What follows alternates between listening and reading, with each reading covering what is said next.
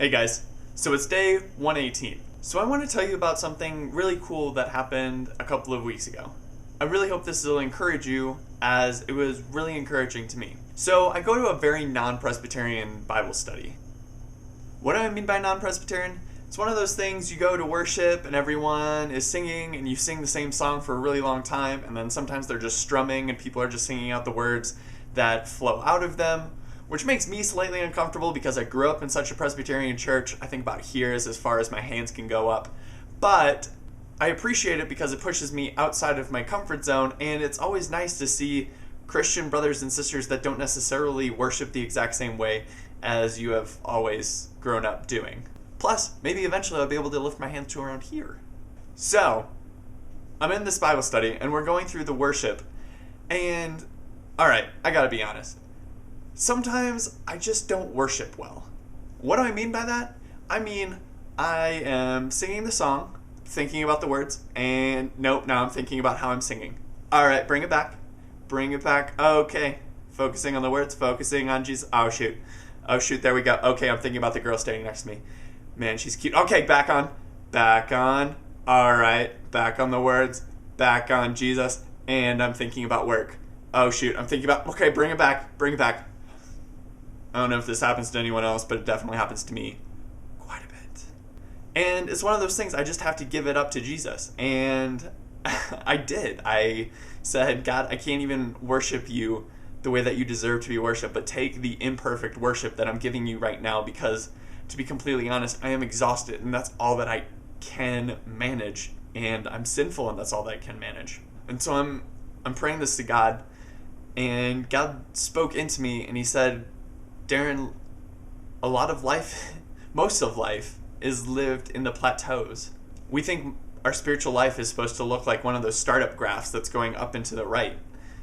But a lot of our spiritual journey is going to be some plateaus, and we're not going to necessarily see the growth. It's getting up every day and doing your devotions before work. It's getting up and going to work. It's being a friend to someone, an encouragement to someone, volunteering with the youth even when the thing that you want to do is watch the AFC finals or NFC finals. I can't remember which one I wasn't able to watch. But those plateaus are most of life, and they give us the character that we have. So anyway, God really spoke that into me, and I'm like, oh, that's really cool. And then we got into the discussion part. So my Bible study, there's worship, and then discussion. We call it WAD. I always think of wad of gum. Doesn't sound super worshipy to me, but don't have any real say into that.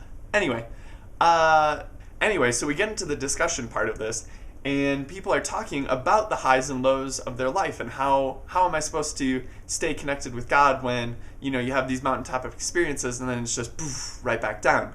And some people seemed really discouraged, and so I'm thinking, all right, should I share with them what God shared with me?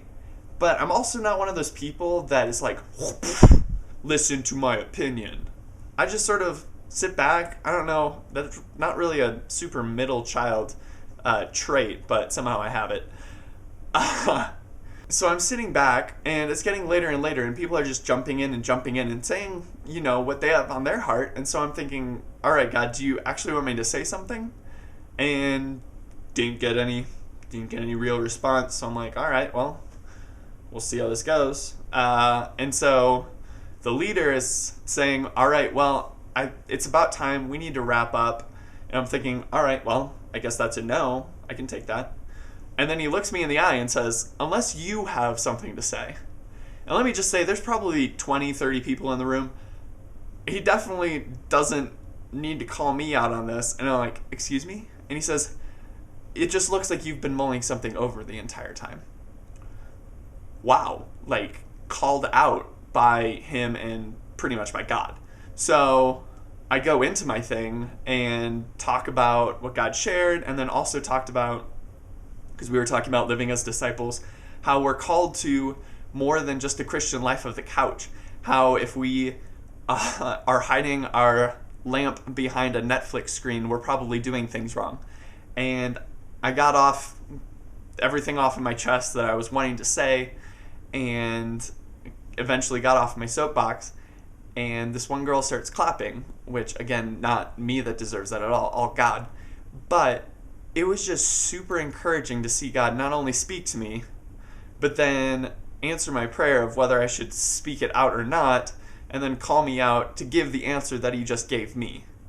And then I'm driving home and I'm praising God for that, and God says, Darren, like, you're in the spot that I want you to be, even if your YouTube channel isn't exploding, even if only 40 people each week are watching you, even if 30 people each week, 20 people, like, you're doing what I've called you to do, and I'm going to be faithful to you, not necessarily because of that, but because of my son. You know, all of this is all, you know, since then sort of stuff. But he said, you know, keep on doing what you're doing.